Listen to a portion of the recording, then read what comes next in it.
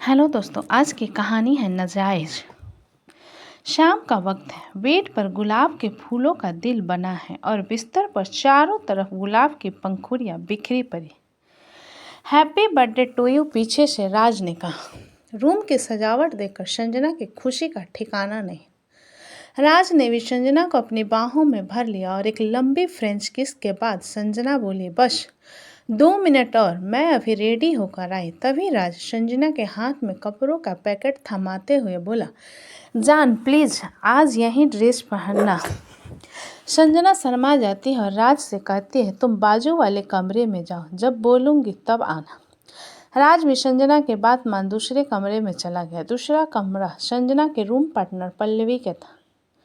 Room की हालत देख राज दंग रह जाता है, क्योंकि उस कमरे में काले जादू का सामान बिखरा पड़ा हुआ था। नींबू, वुडू डॉल और किसी राक्षस की फोटो के साथ कुछ कीले और इंसान की फोटो भी थी, जिसका चेहरा सिगरेट से जलाया हुआ था। राज अभी ये सब गौर से देख ही रहा था कि तभी संजना की आवाज़ आई, आई एम रेडी लव। राज कमरे को ध्यान से देखता हुआ हैंगर पर टंगे लेडीज अंडरगारमेंट्स को साइड करता हुआ संजना के सामने जा पहुंचा। राज की मदहोश आंखों में शरारत देखकर संजना शर्मा गई और पैरों की अंगुलियों से बिस्तर को कुदेरते हुए खुद में खुद को सिमटने की जदोजहद में लग गई। तभी राज आगे बढ़कर उसे अपने आगोश में ले लेता और विवाह से पहले ही संपूर्ण सुख देने में जुट जाता। दूसरे दिन राज अपने फ्लैट पर अपने रूम पार्टनर सोहम के साथ सिगरेट के छल्ले बना रहा था। तभी राज के मोबाइल पर संजना का फ़ोन आया।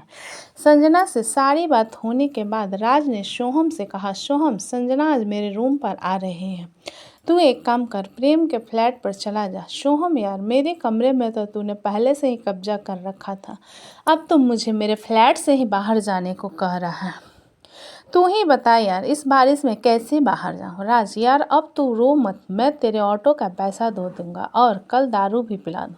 बस राज की बात मान सोहम फ्लैट से जा चुका था। राज अब संजना के इंतजार में था कि तभी फिर संजना का फ़ोन आया, राज माय लव, कुछ इमरजेंसी आ गई है इसलिए मैं आज नहीं आ रही, पर कल सुबह पक्का आऊँगी। संजना की बात सुन राज अपना मूड ऑफ करके बैठ गया था, पर अब उसके अंदर की वासना की आग भड़क चुकी थी। इसी चक्कर में अब किसी उधेड़बुन में लग गया था, क्योंकि अब सोहम भी फ्लैट से जा चुका था। राज ने तुरंत ही किसी को फ़ोन किया, राज मैं अकेला हूँ, तू फ्लैट पर आ जा। दूसरे दिन जब संजना राज के फ्लैट पर आई तो दोनों में जोरदार रोमांस हुआ। रोमांस में जाने कब शाम हो गई कुछ पता ही नहीं चला। दोनों एक ही चादर में लिपटे एक दूसरे के आगोश में सोहम के लैपटॉप पर फिल्म देख रहे थे। तभी संजना ने कहा, चल ना राज, थोड़ा बाहर घूमकर आते हैं, वैसे भी मेरा बदन टूट सा रहा है, मुझे चाय पीनी है। राज, बाहर बारिश हो रही है संजना, और फ्लैट में तो चाय बनाने का सामान भी नहीं है, रुको मैं बाहर से तुम्हारे लिए चाय लेकर आता हूँ। संजना से कहता हुआ राज बाहर चला गया। राज के ना होने पर संजना बोर होने लगे थे, क्योंकि राज को आने में देरी हो गई। संजना एक चाय लेने में राज को इतना टाइम क्यों लग रहा है, खुद को कहती हुई संजना ने फिल्म के पास कर दिया, फिर लैपटॉप की बाकी फाइलों को देखने लगी। संजना भी लैपटॉप की फाइलों को देख रही थी कि अचानक ही उसे कुछ ऐसा दिखा जिसे देख उसका खून जम सा गया। संजना पूरी तरह से टूट चुकी थी, उसकी आंखों से आंसू थम नहीं रहे थे। तभी राज भी हाथ में चाय लिए संजना के सामने आ जाता है। वो भी संजना से कुछ कह ही रहा था कि तभी उसकी नज़र लैपटॉप की स्क्रीन पर गई, जिसमें राज किसी और लड़की के साथ संभोग करते हुए वीडियो बना रहा था, जिसे देखकर राज के पसीने छूटने लगे। उसने कहा, संजना मैं सब समझा सकता हूँ। संजना चिल्लाई, क्या समझाओगे तुम मुझे? राज, इस वीडियो को देखकर मुझे सब कुछ समझ में आ चुका है, मुझसे मन भर गया था, तो एक बार तो बता देते, मेरे दोस्त मेरे रूम पार्टनर को क्यों बर्बाद किया? पल्लवी मेरी अच्छी दोस्त थी राज, और तुम मेरे पीठ पीछे ही मेरे दोस्त के साथ रंगरलियां मनाते रहे, कब से चल रहा है तुम दोनों का चक्कर? संजना की आंखें गुस्से से लाल हो चुकी थी, जिसे देख राज ने गर्दन झुकाते हुए कहा, मैं तुमसे मिलने के 1 हफ्ते बाद से ही, जब पहली बार तुम्हारे फ्लैट आया था और नशे में तुम जल्दी सो गए थे ना, तब पल्लवी और मेरी बातें शुरू हुई। और पता ही नहीं चला कि कब हम दोनों एक दूसरे के इतने करीब आ गए और ये सब होने लगा। फिर उसके बाद हर बार तुम्हारा पेट भरने के बाद मैं उसकी प्यास बुझाने उसके कमरे में जाता था। और राज अभी बोल ही रहा था कि तभी संजना ने उसका कॉलर पकड़ उसे दूर धकेल दिया। संजना, छी राज, मैंने तुमसे प्यार किया था और तुमने मुझे कहीं का नहीं छोड़ा। इतना कहकर संजना रोती हुई राज के फ्लैट में चली गई। राज भी उदास मन से बिस्तर पर लेट गया और सो गया। रात अपने उफान पर थी कि तभी राज के फ्लैट पर किसी ने दस्तक।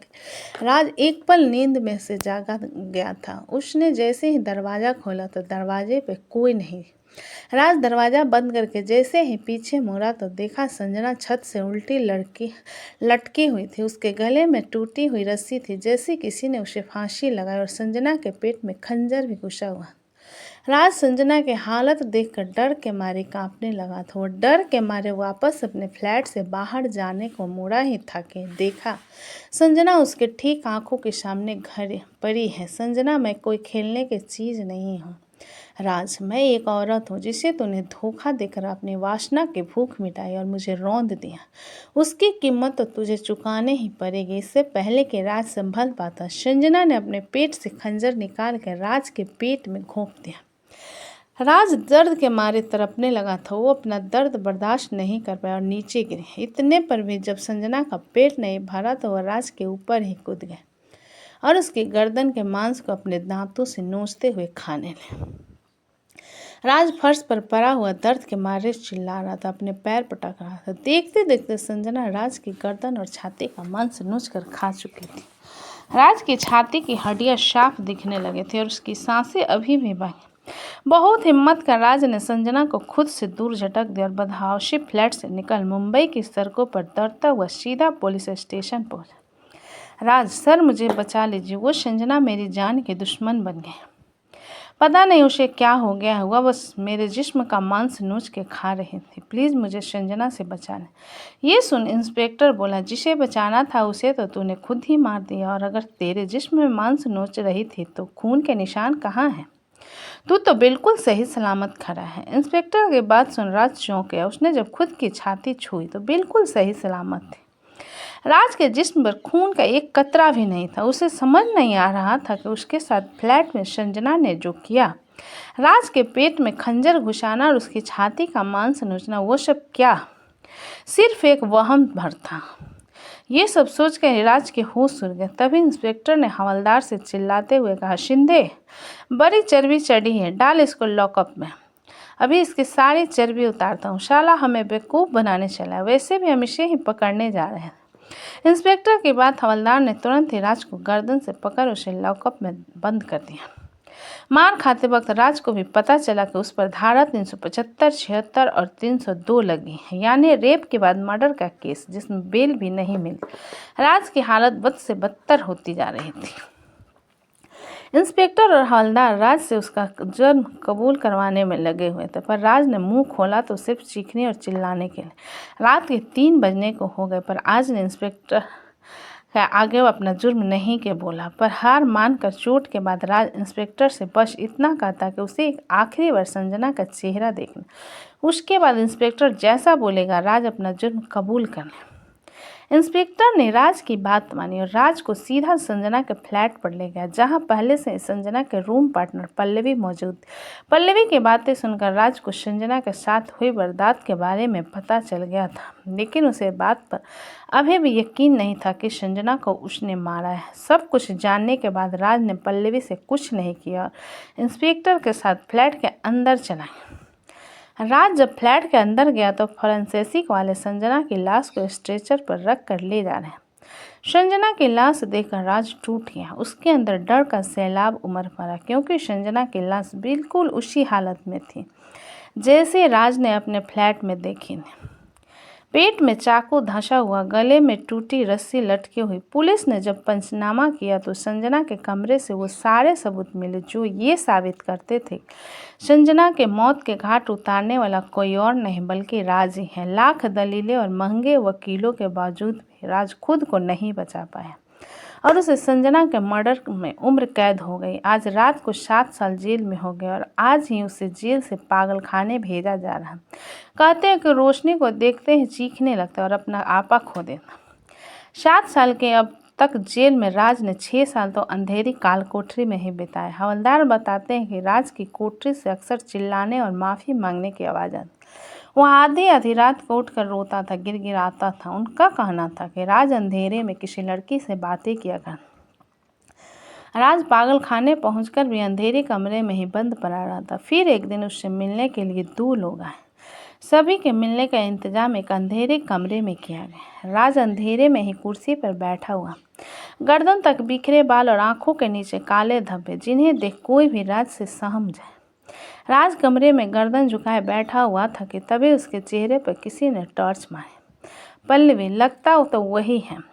अपना नाम सुनकर जब राज ने सामने देखा तो उसके सामने पल्लवी और सोहम खड़े थे। सोहम, क्या हाल है मेरे दोस्त? सुना है तू पागल हो गया है। सोहम और पल्लवी जोर जोर से हंस रहे थे। दोनों की हंसी सुनकर राज का मन खट्टा हो गया था। राज, आए क्यों हो तुम दोनों? सोहम, बस देखने आए थे बर्बाद होने के बाद भी तेरी अकड़ गई कि नहीं। राज सोहम और पल्लवी की बातें पर एक गौर से सुन रहा था। राज, बर्बाद क्या मतलब? तुम दोनों, मेरी इस हालत की वजह तुम दोनों हो। राज की बात सुनकर सोहम और पल्लवी दोनों एक दूसरे को देखकर हंसने लगे। पल्लवी, अरे बेवकूफ़, इतने साल मिले सोचने के लिए, फिर भी तुझे समझ नहीं आया। राज, क्या समझ नहीं आया? तुम साफ साफ क्यों नहीं बताते? पल्लवी से कहते हुए राज गुस्से में आ गया था। कुर्सी से खड़ा हुआ था कि सोहम ने राज को धक्का देकर फिर से उसी कुर्सी पर बैठा दिया। फिर राज का कॉलर पकड़कर गुस्से में बोला, हाँ, तेरी इस हालत की वजह हम दोनों ही हैं।